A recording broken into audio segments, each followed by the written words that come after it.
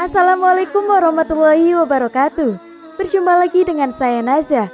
Kali ini saya akan membawakan sebuah kisah yang berjudul Sang Ratu Kaum Wanita. Semoga kita selalu di dalam lindungannya. Jangan lupa untuk klik like, komen, subscribe, dan bunyikan loncengnya agar kalian tak ketinggalan kisah menarik lainnya. Tanpa berlama-lama lagi, langsung saja kita ke kisahnya.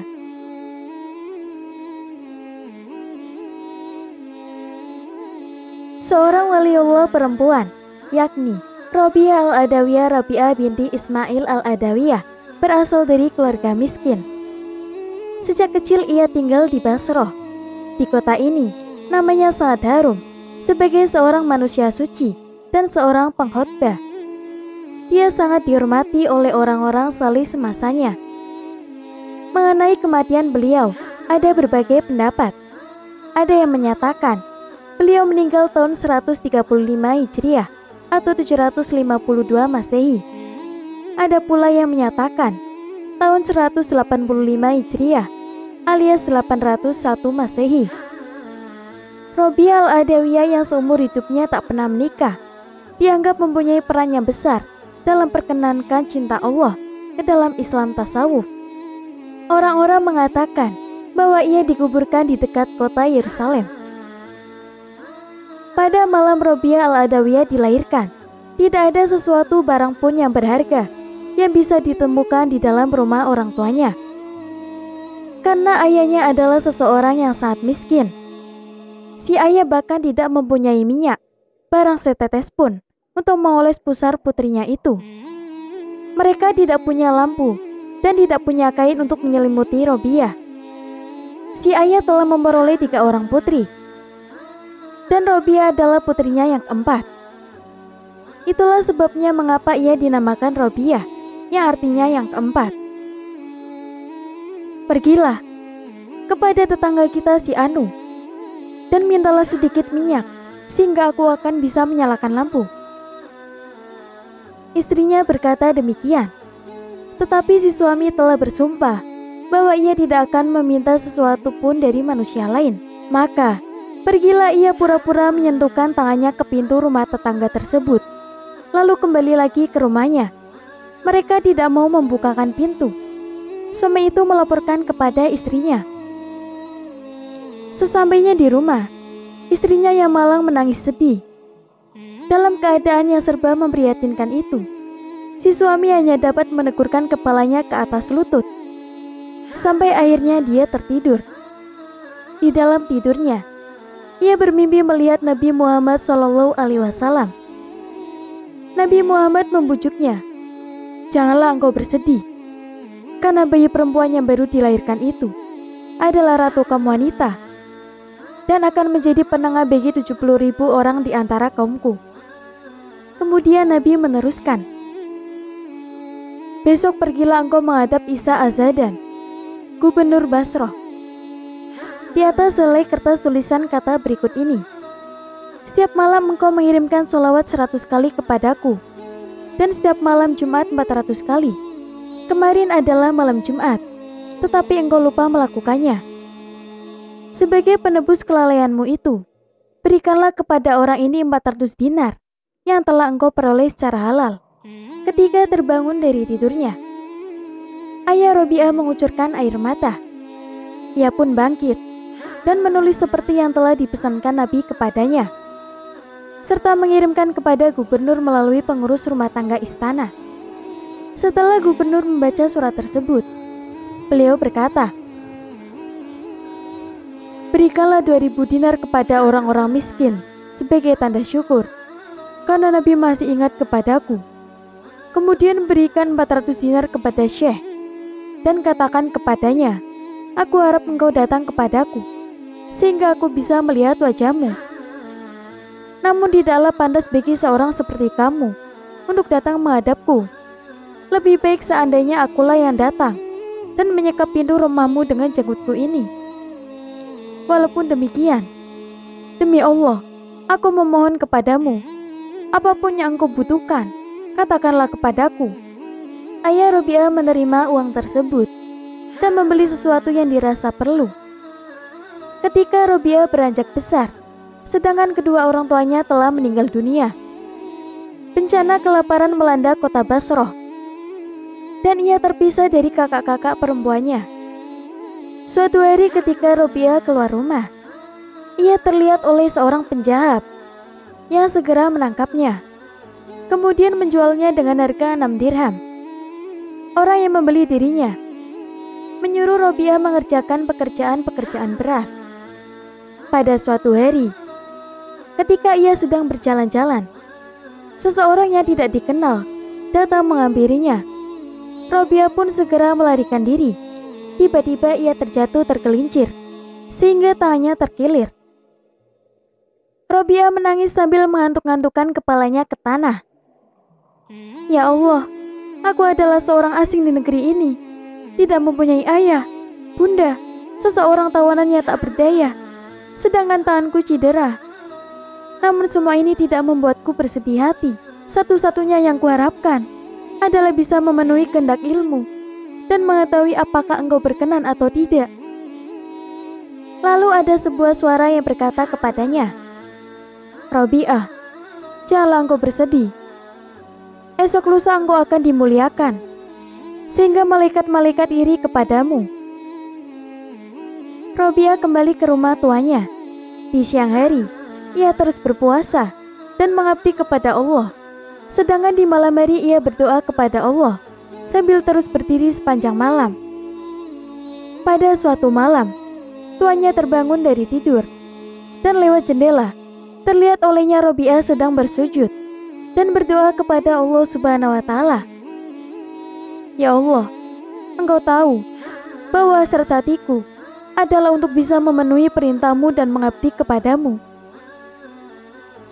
Ketika aku bisa mengubah nasib diriku ini, niscaya aku tidak akan beristirahat barang sebentar pun dari mengabdi kepadamu. Tetapi Engkau telah menyerahkan diriku di bawah kekuasaan seorang hamba-Mu. Demikianlah kata-kata yang diucapkan Robiah di dalam doanya. Dengan mata kepalanya sendiri, si majikan menyaksikan betapa sebuah lentera tanpa rantai tergantung di atas kepala Robiah, sedangkan cahayanya menerangi seluruh rumah. Menyaksikan peristiwa ini, ia merasa sangat takut.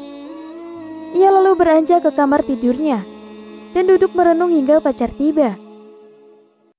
Ketika hari telah terang, ia segera memanggil Robiah, bersikap lembut kepadanya. Kemudian ia membebaskannya. Izinkan aku pergi. Robiah berkata. Tuannya pun memberikan izin. Robiah lalu meninggalkan rumah tuannya menuju padang pasir yang mengadakan perjalanan menuju sebuah pertapaan di mana ia untuk beberapa lama dalam membaktikan diri kepada Allah Subhanahu wa Ta'ala. Kemudian ia berniat hendak menunaikan ibadah haji. Maka berangkatlah ia menempuh padang pasir kembali. Barang-barang miliknya diletakkan di atas punggung keledai. Tetapi begitu sampai di tengah-tengah padang pasir, keledai itu pun mati. Biarlah kami yang membawa barang-barangmu. Para lelaki di dalam rombongan itu menawarkan jasa mereka. Tidak, teruslah berjalan kalian, jawab Robiah. Aku tidak mau menjadi beban kalian. Rombongan itu meneruskan perjalanan dan meninggalkan Robiah seorang diri. Robiah berseru sambil menengadahkan kepala. Ya Allah, demikianlah caranya raja-raja memperlakukan seorang wanita yang tak berdaya di tempatnya masih asing baginya.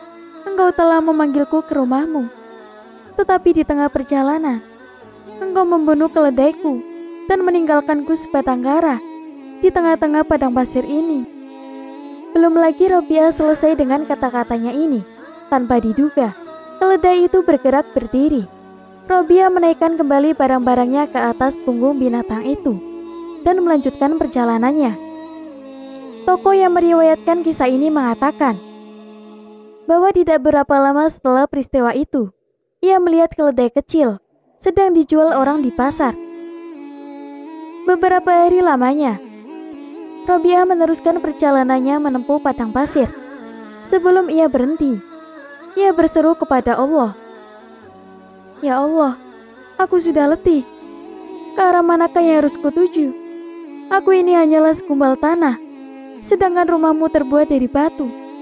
Ya Allah, aku bermohon kepadamu, tunjukkanlah dirimu." Allah berkata ke dalam hati sanubari Robiah, "Engkau sedang berada di atas sumber kehidupan 18.000 dunia.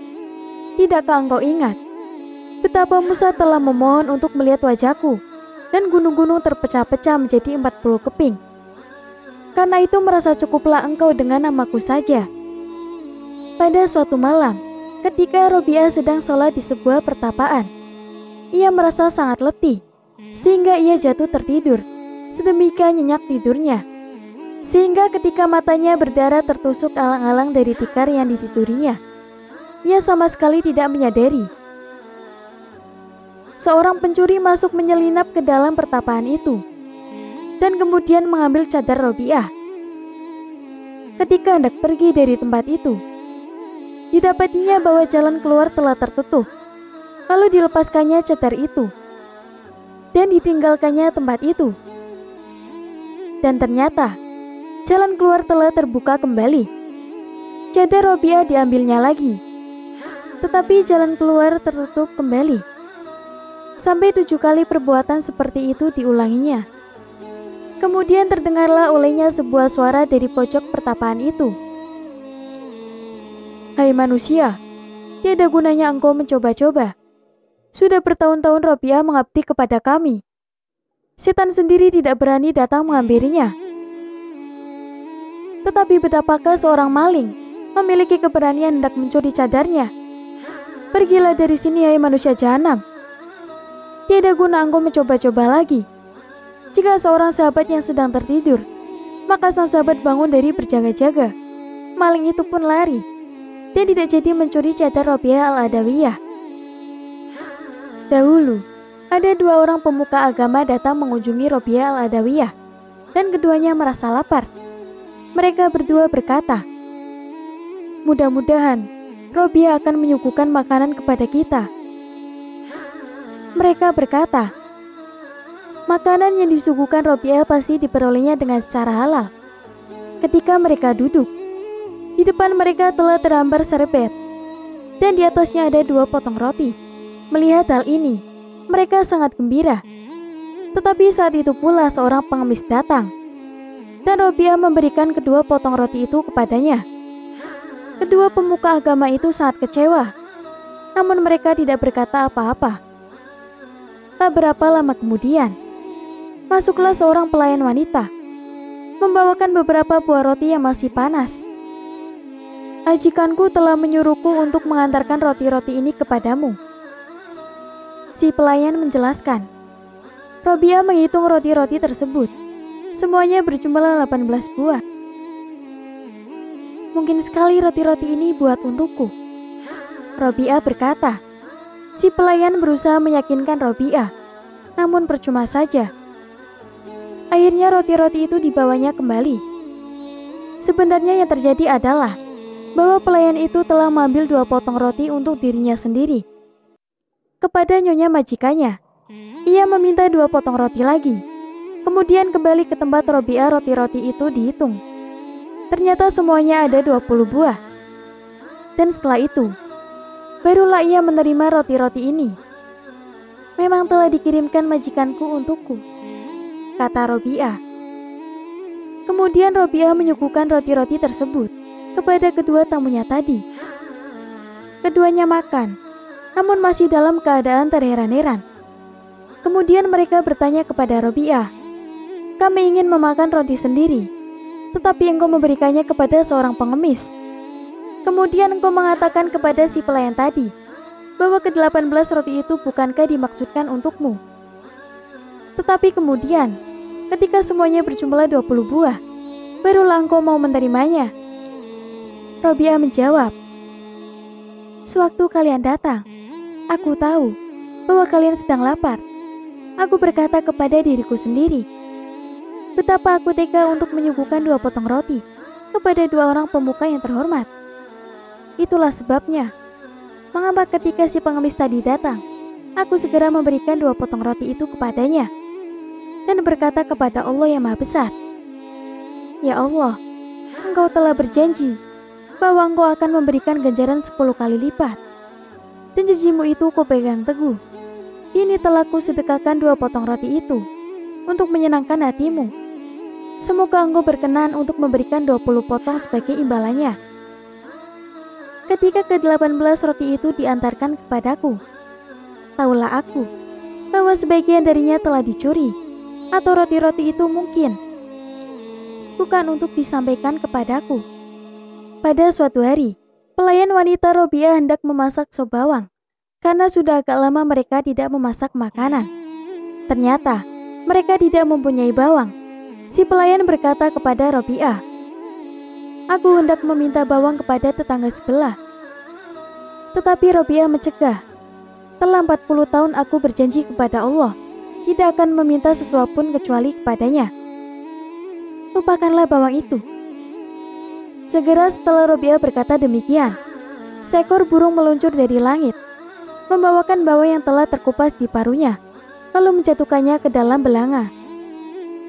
Menyaksikan peristiwa itu, Robiah berkata, "Aku takut jika semua ini adalah semacam tipu muslihat."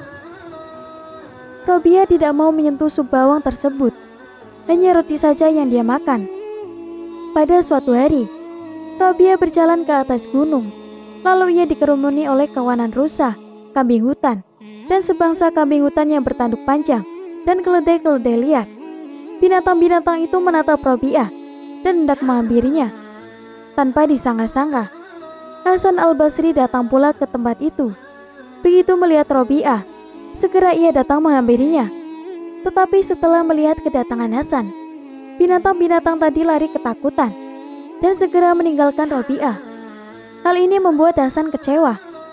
Mengapa binatang-binatang itu menghindari diriku, sedangkan mereka begitu jinak terhadapmu?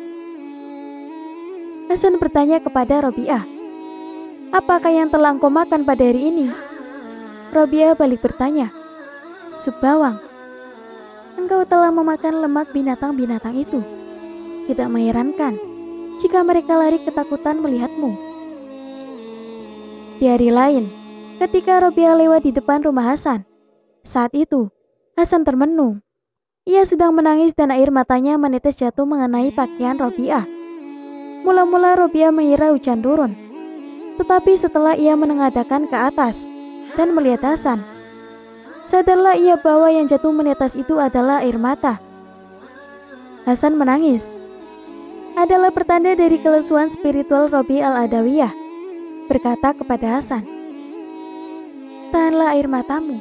Jika tidak, di dalam dirimu akan menggelora samudra, sehingga engkau tidak bisa mencari dirimu sendiri, kecuali pada seorang raja yang maha perkasa." Teguran itu tidak didengar oleh Hasan, namun ia tetap menahan diri. Di belakang hari, ia bertemu dengan Robiah di tepi sungai danau. Hasan menggambarkan sajadahnya di atas air dan berkata kepada Robiah, "Marilah kita lakukan sholat sunnah 2 rakaat di atas air." Robiah al-Adawiyah menjawab, "Hasan, jika engkau memperlihatkan kesaktian-kesaktianmu di tempat ramai ini, maka kesaktian-kesaktian itu haruslah yang tak dimiliki oleh orang-orang lain." Sesudah berkata, Robiah melemparkan sajadahnya ke udara, kemudian ia melompat ke atasnya dan berseru kepada Hasan, "Naiklah kemari Hasan, agar orang-orang dapat menyaksikan kita." Hasan yang belum mencapai kepandaian seperti itu tidak bisa berkata apa-apa. Kemudian Robiah mencoba menghiburnya dan berkata, "Wahai Hasan, yang kau lakukan tadi tidak bisa dilakukan oleh seekor ikan, dan yang kulakukan tadi bisa pula dilakukan oleh seekor lalat. Yang terpenting bukanlah keahlian-keahlian seperti itu. Kita harus mengabdikan diri kepada hal-hal yang lebih penting." Pada suatu malam, Hasan beserta 3 orang sahabatnya berkunjung ke rumah Robiah, tetapi rumah itu gelap tiada berlampu. Mereka senang sekali. Seandainya pada saat itu ada lampu, maka Robiah meniup jari tangannya sepanjang malam hingga terbitnya fajar. Jadi tangan Robiah memancarkan cahaya terang, bagaikan lentera, dan mereka duduk di dalam benderangnya. Jika ada seseorang yang bertanya bagaimana hal seperti itu bisa terjadi, maka jawabannya adalah persoalannya adalah sama dengan tangan Musa. Lalu jika ada yang menyangkal, tetapi Musa adalah seorang nabi, maka jawabannya adalah barang siapa yang mengikuti jejak nabi akan mendapatkan seperti kenabian, seperti yang pernah dikatakan Nabi Muhammad SAW. Barang siapa yang menolak harta benda yang tidak diperoleh secara halal, walaupun harganya 1 sen, sesungguhnya ia telah mencapai suatu tingkat kenabian. Nabi Muhammad SAW juga pernah berkata, sebuah mimpi yang benar adalah 1/4 dari kenabian. Pada suatu ketika, Robiah Al-Adawiyah mengirimkan sepotong lilin, sebuah jarum, dan selai rambut kepada Hasan dengan pesan, hendaklah engkau seperti sepotong lilin, senantiasa menerangi dunia walaupun dirinya sendiri terbakar. Hendaklah engkau seperti jarum, senantiasa berbakti walaupun tidak memiliki apa-apa.